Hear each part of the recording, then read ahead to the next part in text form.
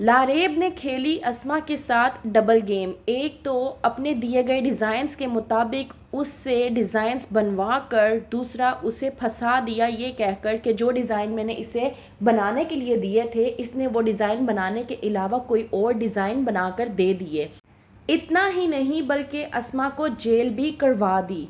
ड्रामे के next episode में आप लोग देखेंगे कि किस तरह से अज़रा अपनी वालदा के साथ बात कर रही होती है कि जिस तरह से मैंने अपने शोहर के साथ दूरी बर्दाश्त की है, शोहर से दूर रहने का गम मुझसे ज़्यादा बेहतर कोई नहीं जान सकता।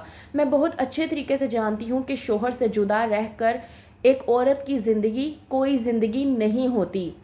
इसलिए मैं चाहती हूँ कि मेरे और जमाल के बीच में जितने भी ताल्लुकात हैं वो सब ठीक हो जाएं। वहीं पर दूसरी तरफ अस्मा, जो कि लारेब के दिए गए कॉन्ट्रैक्ट के मुताबिक बहुत ज़्यादा खुश है कि उसने उसे काम मुकम्मल करके दे दिया है और उससे उस काम की पेमेंट बहुत जल्द मिल जाएगी।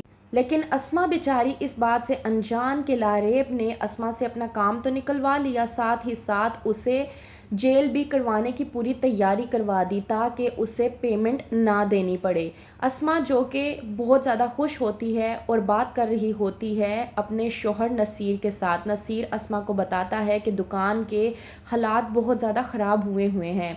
मुझे जमाल भाई ने बताया है वो बहुत ज़्यादा परेशान है घर के मामलात और दुकान के मामलात को लेकर। इस बात पर अस्मा नसीर से कहती है कि आपको फ़िक्र करने की ज़रूरत नहीं है, मेरा काम ख़त्म हो गया है और जैसे ही मैं काम अपना भिजवा दूंगी मेरे काम की पूरी पेमेंट हो जाएगी। तो ऐसा हो सकता है कि मैं आपकी मदद कर दूं, वो पेमेंट मैं आप लोगों को दे दूंगी ताकि आप लोग अपने दुकान के मसले मसाइल को हल कर सकें। लेकिन अस्मा, वो तो इस बात से अनजान थी कि उसे पेमेंट मिलने की बजाय जेल हो जाएगी।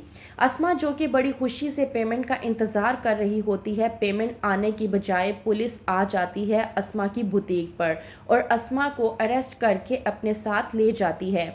अस्मा पुलिस से बहुत बार पूछने की कोशिश करती है कि उसने आखिरकार ऐसा किया क्या है। पहले तो पुलिस उसे कुछ नहीं बताती, लेकिन जैसे ही उसे जेल में लेकर जाते हैं वहाँ पर पुलिस जाकर उसे बताती है कि उन्होंने लारेब के साथ जो भी कॉन्ट्रैक्ट किया था उस कॉन्ट्रैक्ट के मुताबिक उन्होंने लारेब का कॉन्ट्रैक्ट ख़राब कर दिया है।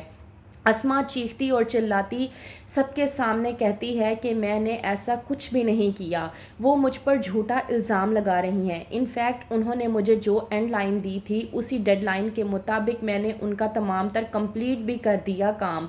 और यही नहीं, जो डिज़ाइंस उन्होंने मुझे दिए थे एज़ इट इज़ वही डिज़ाइन मैंने उन्हें बनाकर दिए हैं।